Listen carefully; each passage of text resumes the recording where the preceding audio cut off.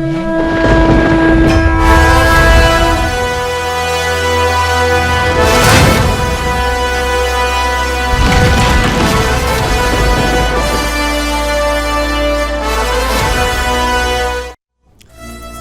ವೀಕ್ಷಕರೇ, ರಾ ಡಿಬೇಟ್ಗೆ ಸ್ವಾಗತ. ನಾನು ರಾಧಾ ಹಿರೇಗೌಡರ್. ದೇಶಾದ್ಯಂತ ಪಾಕ್ ವಿರುದ್ಧ ರೋಷಾಗ್ನಿಯ ಜ್ವಾಲೆ ಹೊತ್ತಿ ಉರಿತಾ ಇದೆ. ಪ್ರತಿಕಾರದ ಬೆಂಕಿ ಯಾವ ಲೆವೆಲ್ಗೆ ಭಗ್ಗಂತ ಉರಿತಾ ಇದೆ ಅಂತಂದ್ರೆ ಯಾವುದೇ ಕ್ಷಣದಲ್ಲಾದರೂ ಯುದ್ಧ ಆಗಬಹುದು ಅಂತ ಎಲ್ಲರೂ ಕಾಯ್ತಾ ಇದ್ದಾರೆ.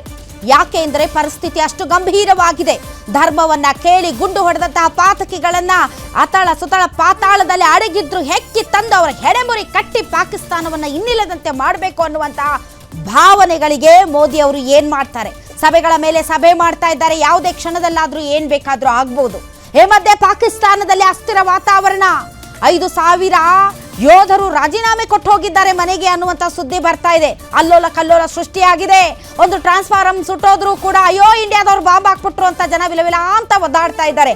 ಅಂತಹ ಪರಿಸ್ಥಿತಿ ನಿರ್ಮಾಣ ಆಗಿದೆ ದೇಶಾದ್ಯಂತ ಮತ್ತು ಪಾಕಿಸ್ತಾನದಲ್ಲಿ. ಆದರೆ ನಮ್ಮ ರಾಜ್ಯದಲ್ಲಿ ಮಾತ್ರ ನಮ್ಮ ರಾಜಕೀಯ ನಾಯಕರು, ಅದರಲ್ಲೂ ಕೂಡ ಮುಖ್ಯಮಂತ್ರಿಗಳು ಸೇರಿದಂತೆ ನಮ್ಮ ರಾಜ್ಯದ ಸಚಿವರು ಕೊಡ್ತಾ ಇರುವಂತ ಹೇಳಿಕೆ ಗ್ಯಾರಂಟಿ ನ್ಯೂಸ್ ಅಲ್ಲ ಕಣ್ರಿ. ಪಾಕಿಸ್ತಾನದಲ್ಲಿ ಸೌಂಡ್ ಆಗ್ತಾ ಇದೆ. ಪಾಕಿಸ್ತಾನದ ಮಾಧ್ಯಮಗಳಲ್ಲಿ ಸಿದ್ದರಾಮಯ್ಯನವರ ಹೇಳಿಕೆ ಮತ್ತು ಸಿದ್ದರಾಮಯ್ಯನವರು ದೊಡ್ಡ ಹೀರೋ ಆಗ್ಬಿಟ್ಟಿದ್ದಾರೆ. ದೇಶದ ಭಾವನೆಗಳ ವಿರುದ್ಧ ಈಜಾಡೋದು ಅಂತ ಅಂದ್ರೆ ಇದೇ ಇರಬೇಕು.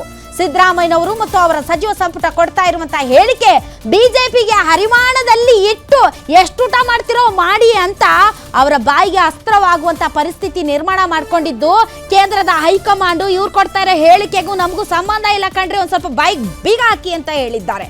ಸೊ ಎಡವಟ್ಟುಗಳ ಮೇಲೆ ಎಡವಟ್ಟು, ಒಂಥರ ಎಡವಟ್ಟು ಸರ್ಕಾರ ಆಗೋಗ್ಬಿಟ್ಟಿದೆ. ಹಾಗಾಗಿ ಇವತ್ತಿನ ಈ ಎಡವಟ್ಟು ಹೇಳಿಕೆಗಳ ಬಗ್ಗೆ ಮತ್ತು ಒಟ್ಟಾರೆ ಈ ಒಂದು ಪರಿಸ್ಥಿತಿಯಲ್ಲಿ ಇಡೀ ದೇಶ ಮತ್ತು ದೇಶದ ನಾಗರಿಕರು ಸೇರಿದಂತೆ ರಾಜ್ಯ ಸರ್ಕಾರಗಳು ಹೇಗೆ ಬಿಹೇವ್ ಮಾಡಬೇಕು ಅನ್ನೋ ಪಾಠ ಮಾಡೋಣ ಅಂತ. ಇದೇ ಈ ದಿನದ ವಿಶೇಷ ಎಡವಟ್ಟಾಯಿತು.